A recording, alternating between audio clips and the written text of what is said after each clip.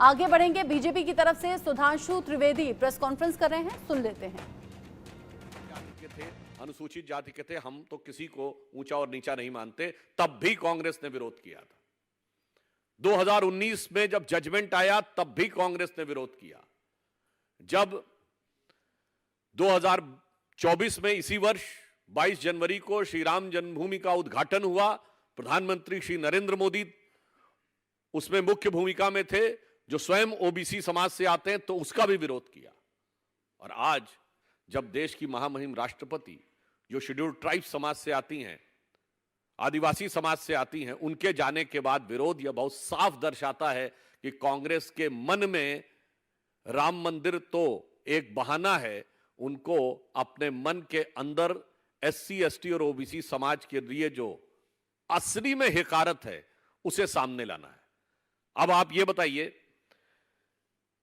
कि मात्र मैं ये भी बताना चाहता हूं, जो आज बहुत धर्म की बात करते हैं, यदि हमारे विचार परिवार के लोग नहीं होते तो अनुसूचित जनजाति का पूरा समाज को आप लोगों ने तो कन्वर्जन की ताकतों के हाथ में छोड़ दिया था।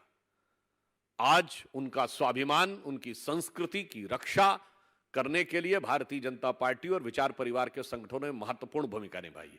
और यह बयान अचानक नहीं आया है। कुछ दिन पहले इंडी गठबंधन के एक प्रमुख नेता, समाजवादी पार्टी के बहुत वरिष्ठ नेता रामगोपाल यादव जी ने बेकार शब्द का प्रयोग किया, तो फिर इनके साथ समंदर पार बैठे हुए गुरुजी ने डेमोक्रेसी पे संकट आया हुआ है, राम मंदिर और रामनवमी की वजह से यह शब्द प्रयोग किया, और अब नाना पटोले ने राम मंदिर के शुद्धिकरण की बात की।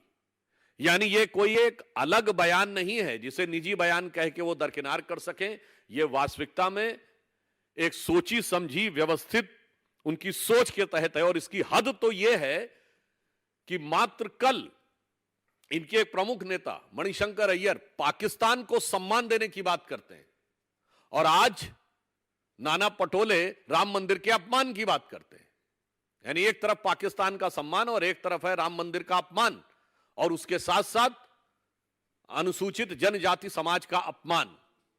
और जब ये बहुत उसकी बात करते हैं तो मैं ये भी बताना चाहता हूं, आप अपने मन में कितनी भी श्रेष्ठता रखिए और अपने को कितना भी बड़े ऊंचे मानते हैं, आपकी पार्टी के नेता अपने आप को बड़े ऊंचे खानदान का मानते हैं जो 4 पीढ़ी से शासन कर रहा है, परंतु भगवान राम ने रामचरितमानस में बहुत स्पष्ट कहा है कि जात पात कुल धर्म बड़ाई, धन बल परिजन गुण चतुराई, इन 10 चीजों से मैं नहीं मिलता।